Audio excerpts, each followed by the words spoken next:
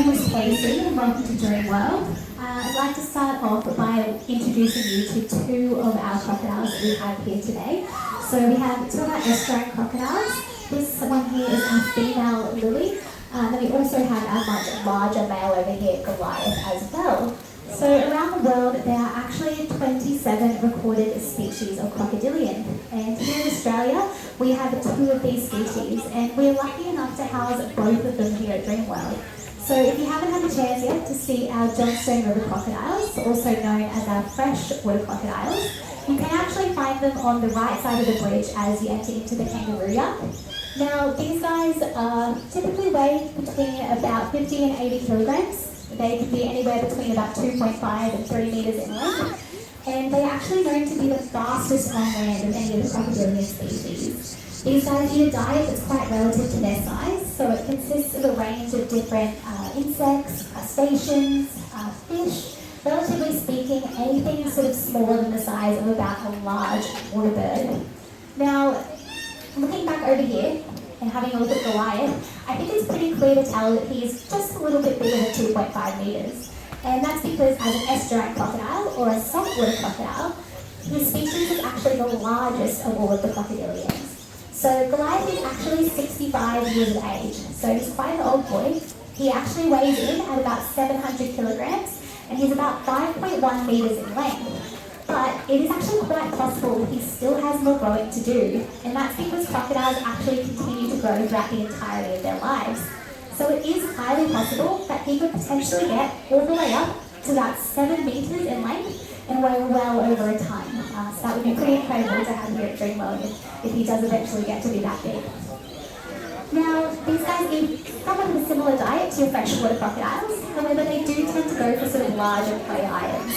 So in the wild, a crocodile the size of Goliath, he could easily take down a 500 kilogram water buffalo.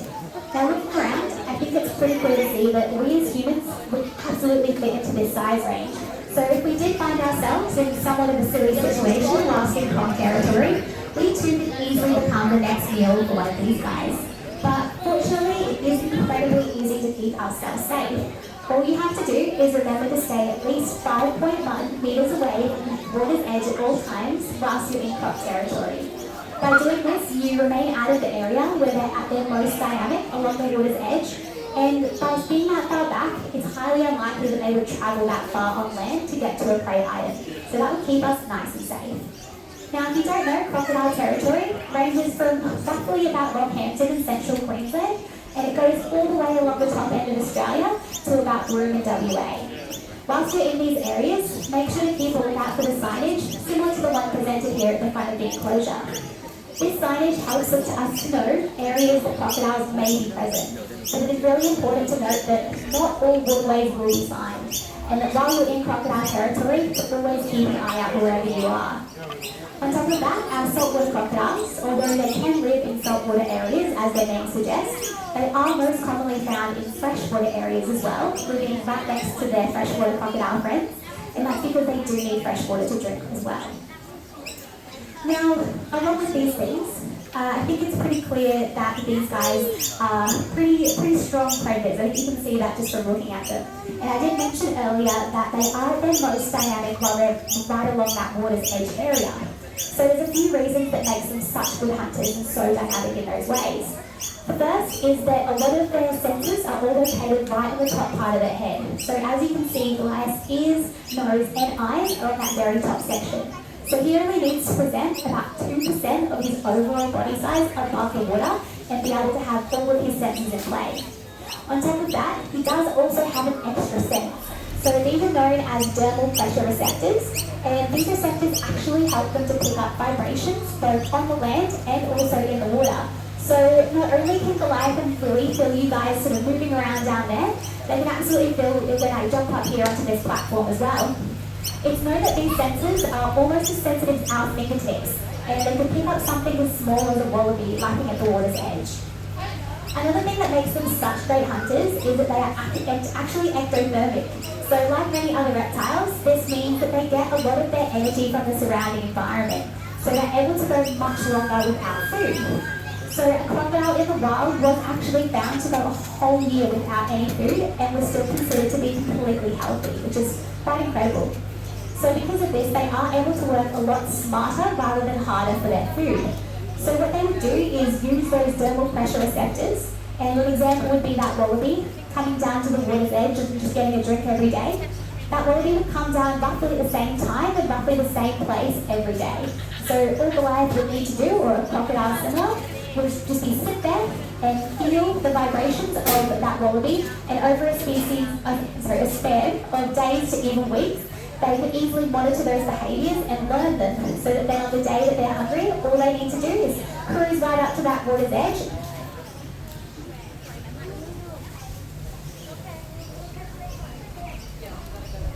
There we go, sorry, it might just cut out once or twice, I apologise.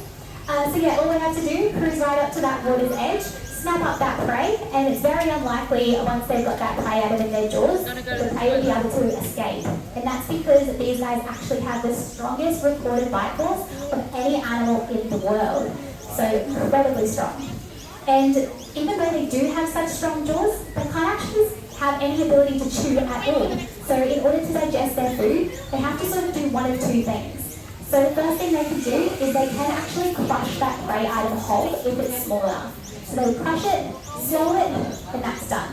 The other way though is if the item is a little bit bigger, is they can actually do something I'm sure many of you may have either seen or heard of, and that's called a death roll. So a crocodile set up the prey, then they are going to roll as hard as fast as they can with that item in their jaws, and that will mean that it will break it up into smaller pieces so that they can swallow a bit easier.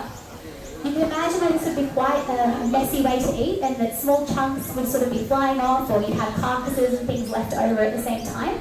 But this actually creates an opportunity for other animals in that ecosystem to get a really easy meal, so that positively helps affecting the rest of the environment. And there is actually a few other ways that these guys help our environments as well. So one of the first things is that they are actually the protectors of our mangrove systems. So many of you know that mangroves are often the nurseries for many of our smaller and juvenile marine life. So they would cruise up and down their territory areas and help to remove the larger predatory fish. And by doing this, it means that those smaller and juvenile marine animals actually have a much greater chance at making it out to our reef systems.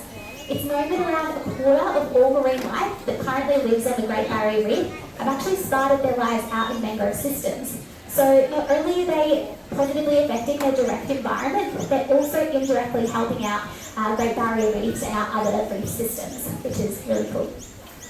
So on top of that, they are also magnificent pest control. So they help by taking away a lot of our introduced species. So such as your wild pigs, wild boar, things like that, other livestock that would normally sort of trample and harm our natural Australian landscape. They are actually able to remove those animals as well. They can also remove some native animals that trample those mangrove systems. As I said, those mangroves are incredibly important, and native animals will create paths or tracks in those mangroves that they will walk the same place and same times every day. And when they do this, obviously they're killing those mangroves underfoot and not allowing them to grow big and strong. So by removing them, you're helping to protect the mangroves. Now, I have mentioned a few things that are quite positive about our crocodiles and how they help out our ecosystems, but there is actually a few more reasons that we will learn to love about them, so I hope I can convince you even more. So another thing is these guys are actually incredibly maternal. So that might not seem very surprising or very cool. However, it is actually really interesting considering many other reptile species show little to even no maternal instincts at all, and these guys are so incredibly the opposite to that. So when a female is pregnant, she will go and she will find a spot and she will lay her eggs and she will bury them in the ground, and then she will create a small vegetation mound right on top of that nest area. For the next 3 months, she will then fiercely guard that nest and protect it. And then when the eggs are ready to hatch, she will actually know because the babies will start to call and chirp out to her from inside the egg. So when that happens and when she hears her babies call to her, she can dig them all back up, she can place them in her mouth, and she will actually roll those eggs around in her mouth, because by doing that she helps to free them from the eggs and also remove that shell that might be sort of trapping them. Once in her mouth, she will then carry them straight down to the water's edge where she will let them go. Now, this is really cool to think about because they have such intensely strong jaws and such large teeth, but they're able to be so incredibly gentle with babies that wouldn't really be bigger than my hand and my palm here. Once down at the water's edge, she would stay with them for as long as she feels necessary. So this could be weeks or even months until she's comfortable that they're able to go out and sort of fend for themselves. In every season each year, a female who is healthy, sort of in the prime of her life, can easily have about 80 to 90 eggs. So it's a lot of eggs to lay. However, only around 1% of those will actually make it into adulthood. But that's okay, because these baby crocodiles and these eggs, what they do is they actually help to create an essential food source for that ecosystem. So this means they're single-handedly creating food for a range of animals, such as larger predatory birds like the raptors. They're helping to feed snakes, lizards, goannas, other crocodiles, a range of different other reptiles as well. So not only are they at the top of our ecosystems as an apex predator, helping to sort of keep everything at bay and keep the balance, they're also right down the bottom as well, helping to create that essential food source. So they obviously have a massive impact on the areas in which they live. But unfortunately, when human-crocodile conflict does occur, it results in these guys being removed from their waterways and from their homes. So just like Goliath and Lily here were, they were removed from those ecosystems due to conflict.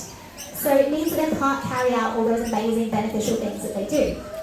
But fortunately, it is incredibly easy to keep them exactly where they are. All we have to do is make sure that when we're in croc territory, we stay at least 5 meters away from the water's edge, and remember to always be croc-wise in croc territory. So that's a little bit about all of our crocodiles, our freshwater crocodiles and our saltwater crocodiles. I will let you know that today is not a feed day for these guys. If you would like to catch a feed, that happens on Tuesdays, Thursdays and Sundays. So you can actually come up here as well as part of our crocodile feed experience if you would like on those days. You can pop up and feed them yourself. You can order that through the Dreamworld Wildlife Foundation, and the proceeds of those encounters do help to go towards helping our conservation and wildlife and things like that. But other than that, that's all from me. If you would like to come along to our koala talk at 2:15, please do. But other than that, I will see you later. Have a good day.